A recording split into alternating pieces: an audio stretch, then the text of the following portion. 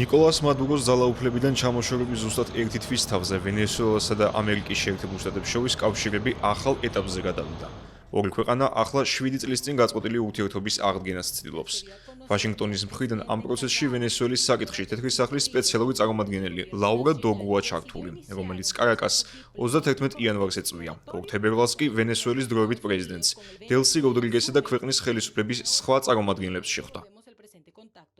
გამართული შეხვედრები მხარეებისთვის დამაიმედებელი იყო იმ თვალსაზრისით, რომ თითქმის 2 წლეულის განმავლობაში პირველად გაჩნდა შესაძლებლობა ქვეყნებს შორის არაერთ საკითხზე არსებული უთანხმოება ერთხელ და სამუდამოდ მოგვარდეს, ამჯერად დიპლომატიური კომუნიკაციის მეშვეობით.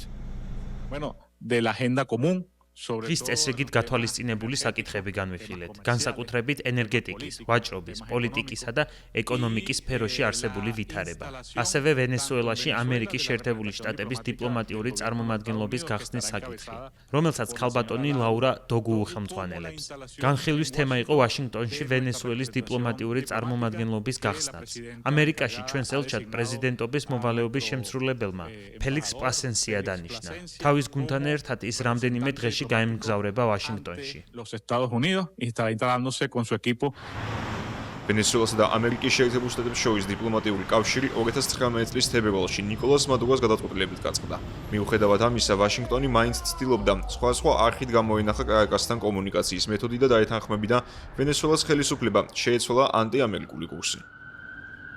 ძალას მოლაპარაკებების გზა არჩია თეთრ დაბრუნებულმა დონალდ ტრამპმაც, რომლის ადმინისტრაცია თითქმის 1 წლის განმავლობაში ცდილობდა გაფრთხილებებით და ეკონომიკური ზეწოლით ეძულებინა ნიკოლას მადურომ მოლაპარაკებების მაგიდასთან დამჯდარიყო. თუმცა, ვაშინგტონის მიერ დიქტატორად მიჩნეული ვენესუელის პრეზიდენტი ამერიკის მხრიდან გაკეთებულ განცხადებებს უცხო ქვეყნის შიდა საქმეებში ჩარევა დაფასებდა და არ აპირებდა შეთანხმების მიღწევას ნავთობისა და ნარკოდანაშაულთან დაკავშირებულ საკითხებზე. მსგავსად აფასებდა ვენესუელაში ბოლო პერიოდში გამიმთავრებულ პროცესებს კოლუმბიის პრეზიდენტი გუსტავო პეტროც, თუმცა დონალდ ტრამპის განცხადებით ახლა მისი რიტორიკა შეიცვალა. ბოლო 1 ან 2 თვეა კეთილგანწყობილი იყო. მანამდე კი კრიტიკულად განწყობილი იყო, თუმცა ვენესუელაში ჩატარებული რეიდის შემდეგ ის რაღაც ფორმით გახდა ძალიან სასიამოვნო. ძალიან შეცვალა საკუთარი დამოკიდებულება.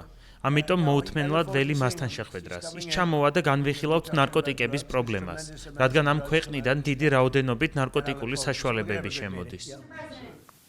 ვაშინგტონსა და კარაკასს შორის 7 წლიანი პაუზის შემდეგ განახლებული კომუნიკაციის მიუხედავად ჯერ კვლავ ბუნდოვანი რჩება. რამდენად იქნება შესაძლებელი ორი ქვეყანა სადავო საკითხებზე შეჯერდეს. დონალდ ტრამპი ვენესუელის დროებით პრეზიდენტ დელსი როდრიგესთან შეხვედრას გეგმავს. მანამდე კი იწონებს მის გადაწყვეტილებას პოლიტიკური პატიმრების სწრაფი ტემპით გათავისუფლებასთან დაკავშირებით.